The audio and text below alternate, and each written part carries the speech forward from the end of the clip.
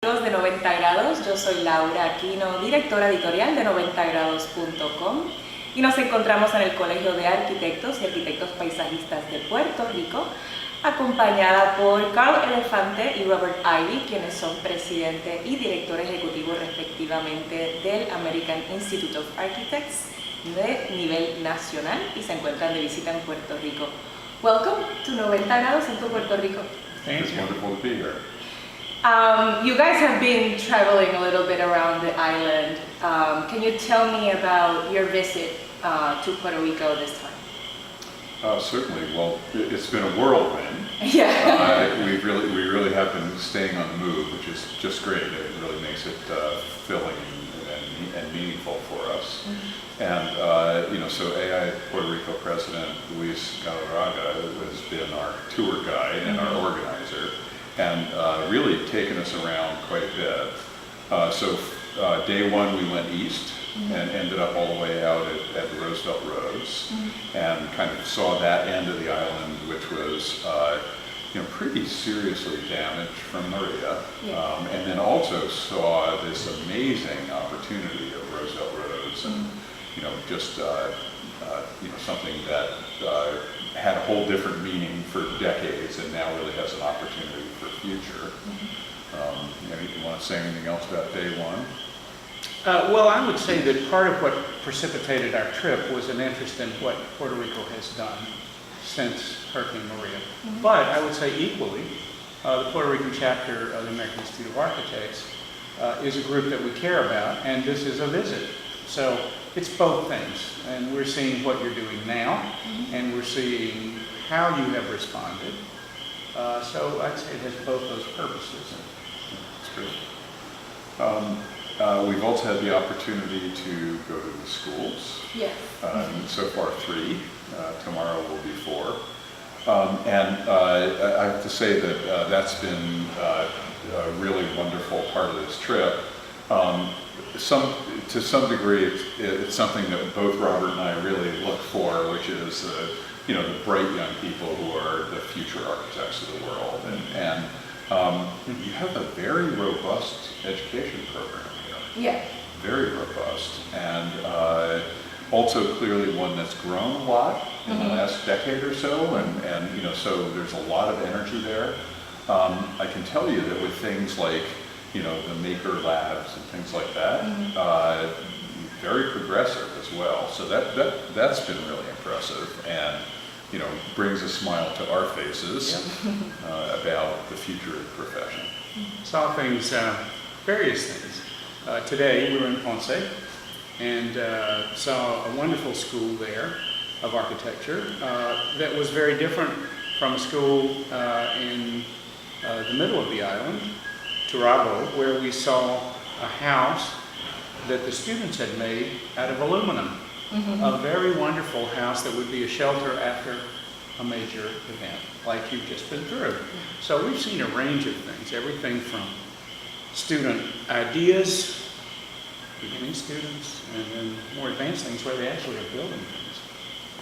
So one of the things that I think is just really tangible is I don't know whether we have a perspective about before Maria, after Maria, but just kind of where they are today, that there's a really tangible connection of these young people with the communities that they're serving.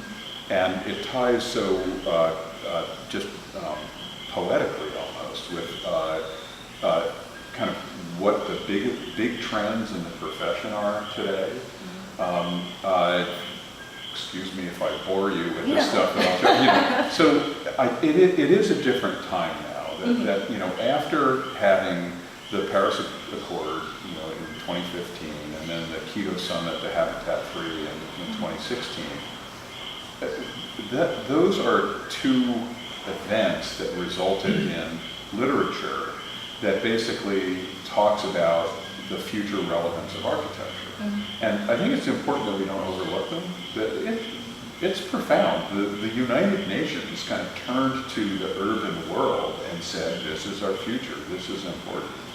And for architects, it's a kind of a complete revolution and our relevance to the world around us. And it's clear that the students that we've met over the last few days get it. You know, somebody doesn't have to say, here, read this UN thing, right, paragraph 27. It's in their DNA. And they really understand the importance of really being part of their communities and really the impact that their work will have on the future of those communities. And Carl, we saw practicing architects who were there as well. We went to Marble Marchand Architects and then went down into some of the community work that they've been doing in Canyon Martin within Lhasa, and saw examples of buildings that have solar panels, that the energy is stored on Tesla batteries, and you know, people could literally go into these community centers and charge their phones and charge their laptops. So contemporary architects have really been helping figure out real-world solutions that are right at the cutting edge, that the kinds of things the students are studying right now. You're doing great things here. That's nice to hear. Well, as you have said, I would say in the last 15 years, there have been the birth of new architecture schools, and also in the last 15, 20 years that the profession and the schools have been very hands-on with the community, not only as a learning experience, but also as a way to broaden the focus of an architect, of a young architect. And it's at about the same time that there has been a more interest on how architecture can respond to climate change, for example, and to use different kinds of energy sources as well. And maybe that's part of why the response that we have had after Hurricane Maria is what it is now, specifically with architects and designers locally. What would you say, is there anything that you have seen in other places in the nation that actually could learn from us, or vice versa, that we can inform ourselves on what can we do better in situations like this? Well, I think that I would start by saying that the most fundamental condition that has to exist to have resilience in the face of, you know, intense storms or whatever the challenges may be, is to have a resilient community of people. And you know, so we're talking about the architectural profession. It's a resilient architectural community. And I think that that's something that the ability to share from place to place is just tremendous, kind of a limitless opportunity there. And it's interesting, I think that we've shared this in a number of different ways. The storms, even though they're all hurricanes or whatever, the effects are very different, and the challenges that the communities face are very different. But what's required of the community of architects to respond is actually quite common. It is, you know, really looking inward and saying we need to find the resources within ourselves. We need to rise to the challenge, whatever that challenge may be. And I feel like we've seen a spirit that's just amazing. It's frankly, it's inspiring. And we've seen that in many places around the country. The last couple of years, it seems like, you know, whether it's us or Mother, you know, all of these challenges are just being thrown at us very quickly. And I can say as president of the AIA, I couldn't be prouder of the profession, of how we've responded and really, you know, kind of found that spirit of what it means to, you know, make the world a better place in what we do. And unfortunately, every one of these natural occurrences is in some way a case study. So we've just come from Florida. Obviously, they've just had a major disaster in the Panhandle.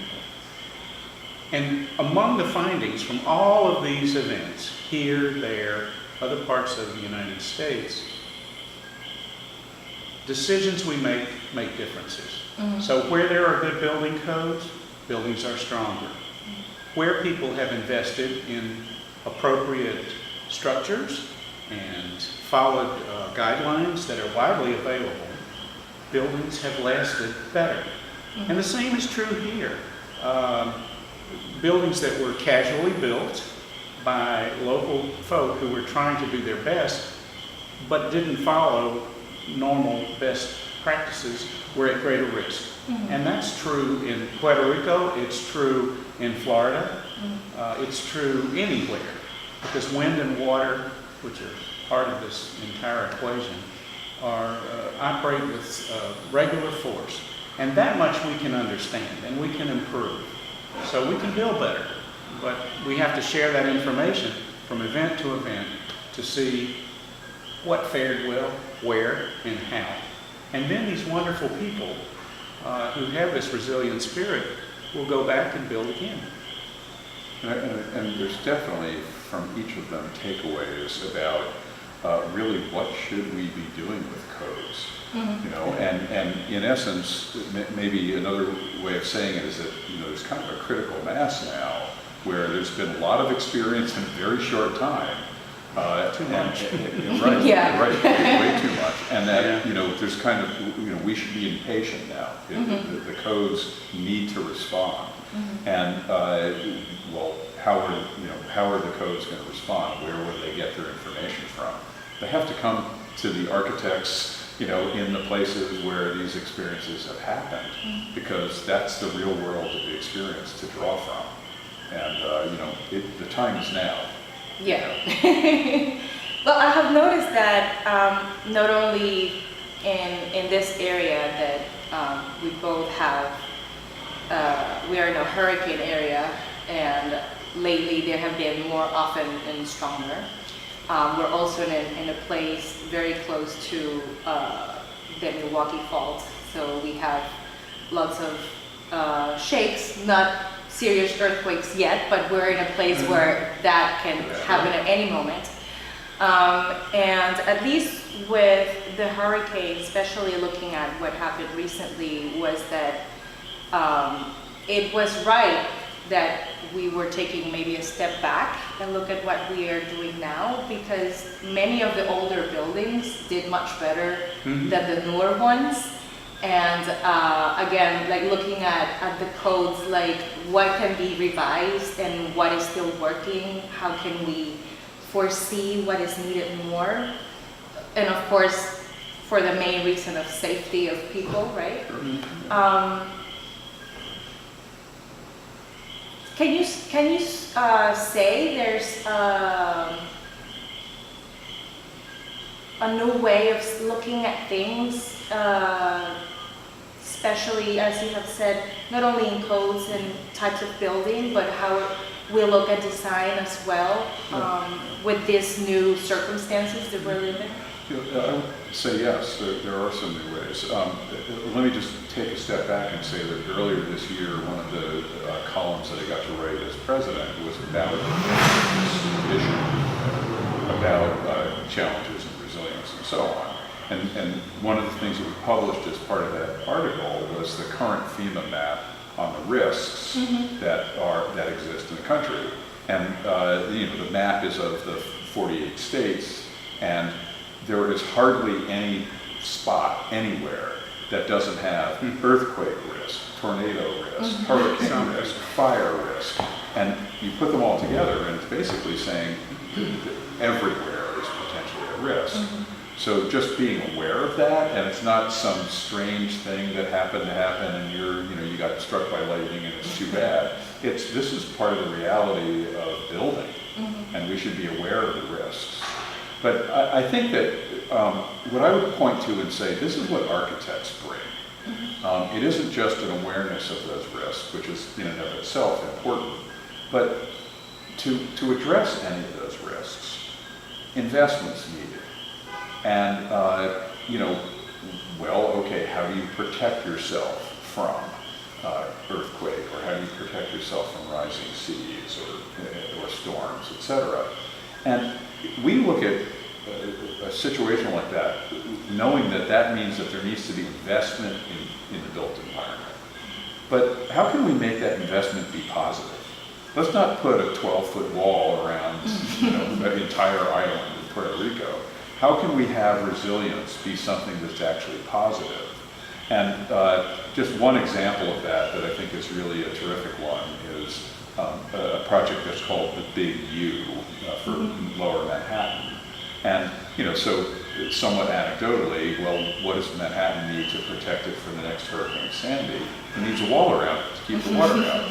Well, who wants to put a wall around Manhattan? No one. So the Big U project it really shows how to take that and turn it into basically a necklace of greenways and parks around Manhattan. Which one would you rather have? Wall around Manhattan or a necklace of parks and trails around Manhattan? So that's what architects bring. Really, how to take investment like that and really use it as an opportunity to really make the city better in many different ways, not just, okay, there we are, we're protected from the surge.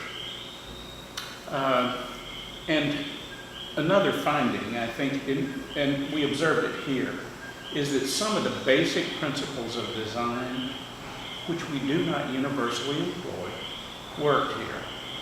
So, to that, let's assume that you're in a building and the power goes off. You can't rely on air conditioning anymore. Well, something our ancestors knew was that air movement helps make you more comfortable. How can you create a place that encourages air movement? How can you block the sun on its most extreme locations, its orientation, where it faces? How can you make a roof that would shelter the walls of the building when there's heavy rain? Our ancestors understood those lessons very well, and new buildings that we've seen that honor those traditions in a new way, with new structures and new designs, work better after the lights go out. And that, in fact, might happen. Those are just time-honored traditions. And many of us know and understand what those traditions were, just as our ancestors did. And they raised buildings up off the ground so that damp would not invade them at night. And they raised buildings high enough so that if water came through a site, it would wash under the building if it were located near a water source. So these are commonsensical things that have been learned by people over time, but that designers who have studied them understand and can employ, and they don't necessarily cost a great deal more than building a box. And unfortunately, too many people are trying to do things too quickly or too cheaply, and they don't honor those traditions. And when the lights go out, people get hot, they find it difficult to remain in those buildings, and they're not appropriate. So we collectively can help find solutions that'll work. What would you say would be the main role of the American Institute of Architects in not only looking at these case studies, but what can they do to help people do better for maybe next time, or even for not just the profession, but just, the users, us? Well, in general, I'll just mention two things, and I know that this is something that Robert knows in much more detail about than I do, but, generally, architects basically have two times when they really have the major contribution to make. The first is not so much as first responders, per se, even though I have to say that some architect members actually are first responders as well, firefighters and so on. But kind of the second wave of response, which is to assess damage and really help people understand what they're faced with. How catastrophic are the situation, how dire are the situation. And again, Robert can talk about that in some detail. The second kind of goes to what I was saying before, like, okay, now you're going to do recovery. It means you're going to invest potentially millions of dollars, in the case of Puerto Rico, billions of dollars. Well, people talk about, we want smart buildings, smart design, smart cities. Well, what do you need to be smart? You have to start by being thoughtful. And what does it mean to be thoughtful? You really have to research, you have to understand what the problem is. And then you really need to bring the planning and design resources that you need to essentially have a good plan that you're following. And especially in a situation where you're after a disaster, where there's a real desperation to make everything better again, it's very easy for people to sort of skip over the thoughtfulness part and to just get right into putting things back the way they were before. Well, that might not be the best solution. And I think that those are the two times when architects really have a very important role to play, and kind of a unique role to play. There aren't that many others that can provide those skills at that time to have a really positive impact on outcomes. Out of our network of about 92,000 professionals, many are engaged and involved in, let's call it resilience. That's making places that will respond to the environment and succeed. And so resilience means many things. It means making a place that's more sustainable, making a place that can handle changes that come with climate or with social change. And so part of what the association does is share information with our members so that they understand the best way to deal with resilience, how to grow and train. We provide educational materials for people and communities on how to make resilient places, on how to make resilient projects, how to make whole cities more resilient. And then we share best practices like that Lower Manhattan example, so that people see creative ideas that other people are employing around the world. And we have forums where people can get together and discuss these ideas. So architects in Puerto Rico can share their experiences with architects in Florida who've just been through a similar event, or California. And I think that's really the function of the association. It's to make a network of people who have common interests, common education, and a commitment, a shared set of values. And that leads to places that are better designed and healthier, more sustainable, more resilient, and places that you would choose to live for now and for the future.